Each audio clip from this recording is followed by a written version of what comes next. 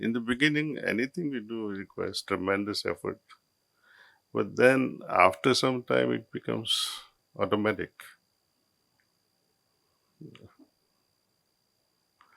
Before it becomes automatic, we have to really establish that biological clock in our system. 7 o'clock meditation means 7 o'clock meditation. Well, if you take with you just three elements: morning meditation, evening cleaning, and bedtime prayer, that is life. That will create a life which will remain as an undercurrent of your external life.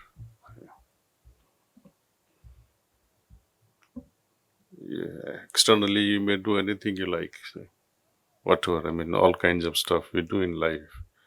But as long as you maintain these inner currents, inner life, Sheikh Elayat Khan, God bless him, he's written a lovely book. I highly recommend you, Inayat Khan's Inner Life. He was a pioneer Sufi from India, born in Baroda, and then later on traveled to Europe and then US and spread the message of the East. Very powerful message, and it tells you all about how our inner life should be. External, we all have a different colorful life.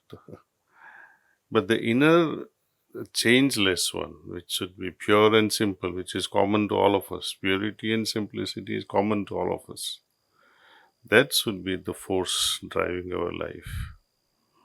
And once we are able to balance between the inner and outer life, then you have mastered the life. And having mastered the life, what Hindus say, that you don't return back because you have not failed in your exams.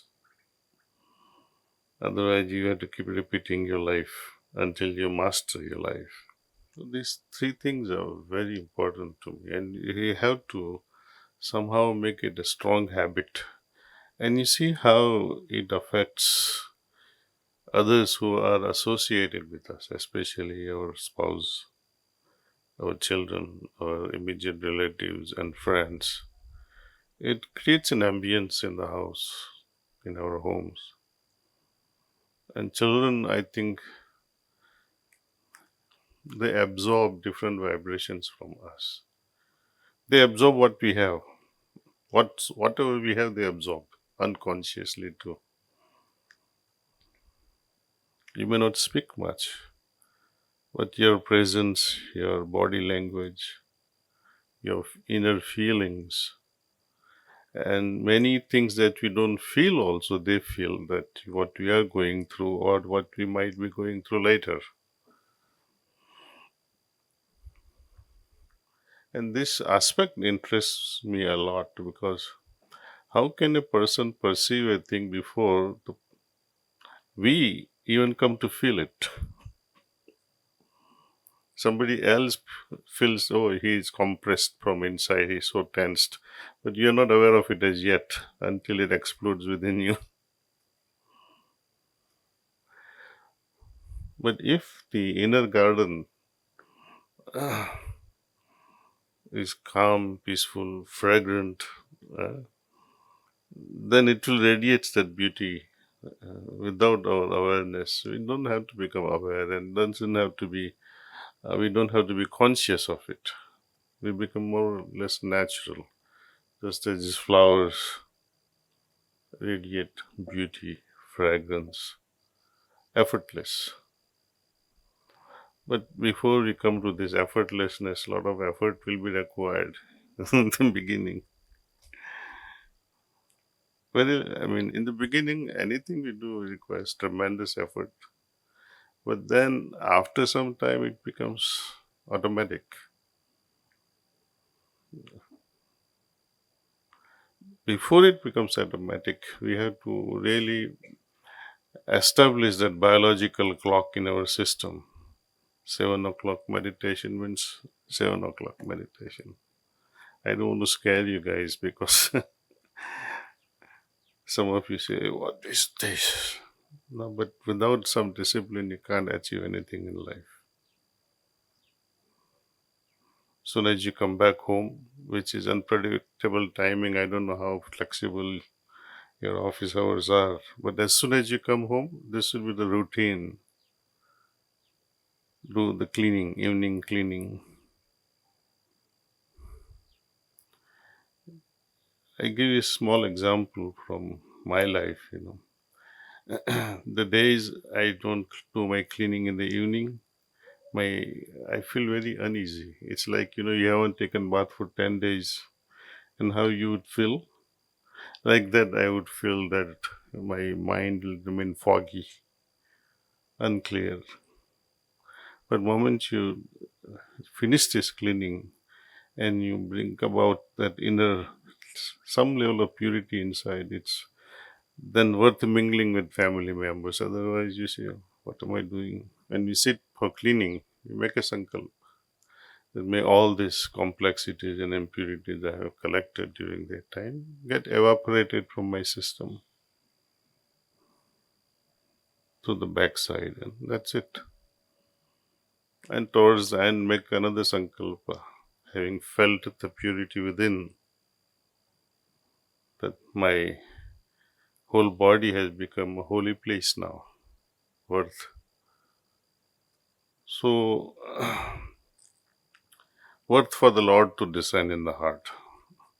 It becomes so pure inside. And then mingle with family members. It takes hardly 20 minutes. It's worth our time, I think. Our family deserves that much from us, that we mingle with them with that level of consciousness. And before we retire finally to bed, scan the activities. Many a times, unfinished tasks, they come to our minds, or something that you have made boo boo. I shouldn't have done it, and it happened.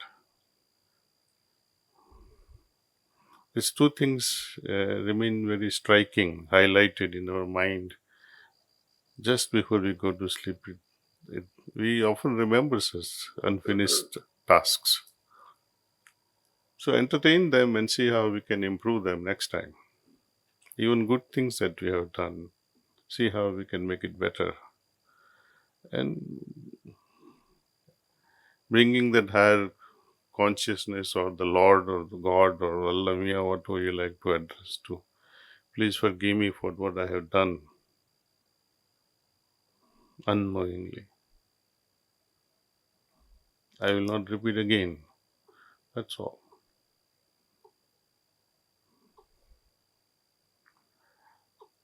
This is very important, that we seek forgiveness for mistakes committed unknowingly. Knowingly, even God cannot forgive us. So don't ask for it. Because you did it yourself knowingly. You are the culprit.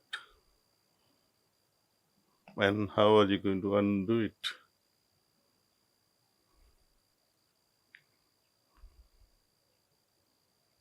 Each situation is different.